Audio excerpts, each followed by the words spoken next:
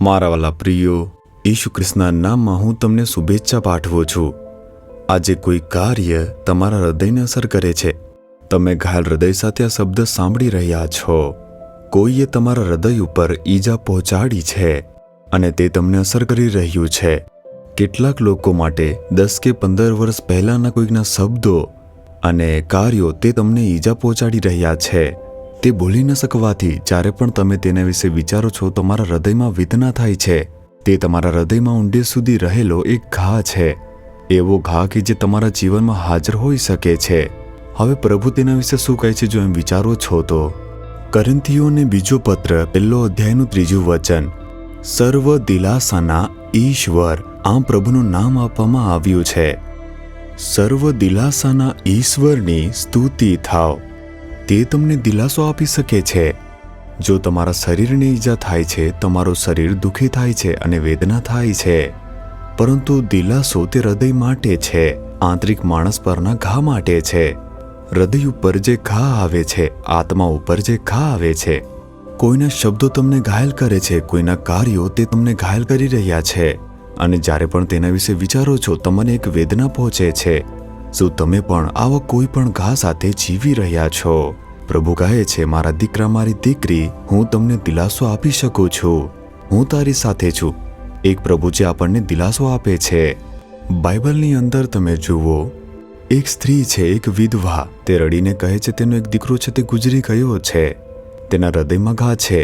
મેં મારા પતિને ગુમાવ્યો છે અને મેં હવે મારો એકમાત્ર દીકરો તે પણ ગુમાવ્યો. હું કેવી રીતે જીવીશ? મેં શું ભૂલ કરી? મેં શું પાપ કર્યું? ઘણા બધા પ્રશ્નો છે. તેના હૃદયમાં એક ઘા છે. કોઈએ કહ્યું હશે, તેણે કોઈ પાપ કર્યું હશે અથવા કોઈ શાપ હશે. તેની પાસે આધાર રાખવા માટે કોઈ પુરુષ નથી. આવા શબ્દે તેને ઘાયલ કરી નાખી.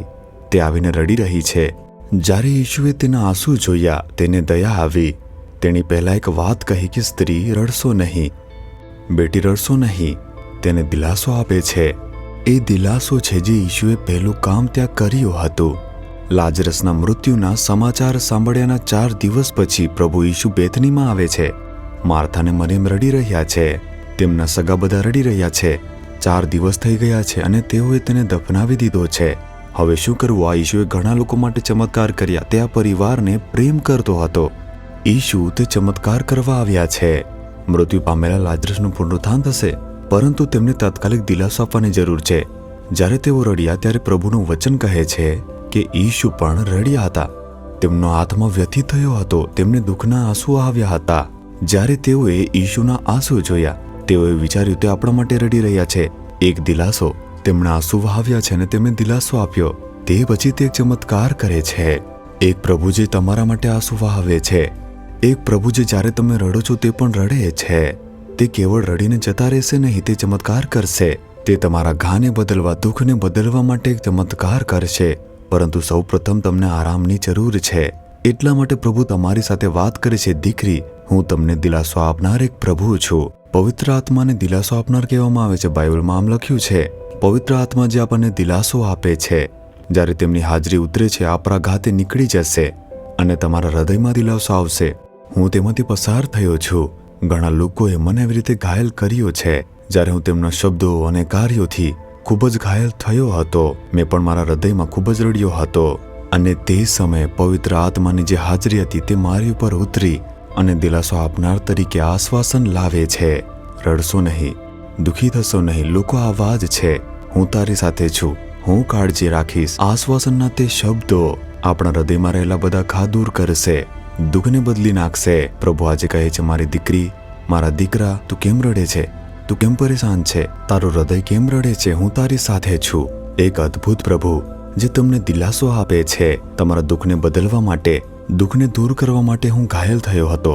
તેઓ મારી મજાક ઉડાવી હતી. તેઓ મને શબ્દોથી માર્યો અને ઘાયલ કર્યો હતો. તેઓએ મારા ઉપર ખોટા આરોપો લગાવ્યા હતા. તેઓએ મને દોષ આપ્યો. તેઓએ મને પીડા આપી હતી. મેં તે બધું જ સહન કર્યું છે. કેમ જાણો છો? તમને દિલાસો આપવા, તમને તે દિલાસાના માર્ગે લઈ જવા માટે. આમ પ્રભુ કહે છે, શું આપણે એવી સમસ્યાનો સામનો કર્યો જે તેમણે કર્યો? તેથી તેમના વિશે વિચારીને જુઓ. તમારા હૃદયમાં દિલાસો આવશે. પવિત્ર આત્મા હવે તમારા હૃદયમાં તે દિલાસો આપવાની છે. તમારા આંસુ લૂછી નાખવા, તમારા ઘા રૂંઝાઈ જશે.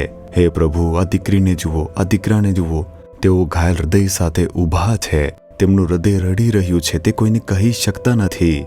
તેમનું ઘાયલ એવી રીતે હૃદય છે, તેઓ તેમના હૃદયમાં રડી રહ્યા છે. આ દીકરાને, આ પુત્રીને તમે દિલાસો આપો. પવિત્ર આત્મા દિલાસો આપનાર તરીકે નીચે ઉતરીને તેમના ઘાને ફેરવી નાખો. તમે સર્વ દિલાસાના દેવ છો અને તેમને અહેસાસ થવા દો કે તમે તે દૂર કરશો. આ દીકરાને, પુત્રીને તમે અહેસાસ થવા દો, એમના ઘાને રૂપાંતરિત થવા દો. એમના હૃદયમાં તે દિલાસો આપો. આનંદ છવાઈ જાય પ્રભુ. ઈસુ ખ્રિસ્તના નામમાં એક પરિવર્તન આવે. Amen, amen.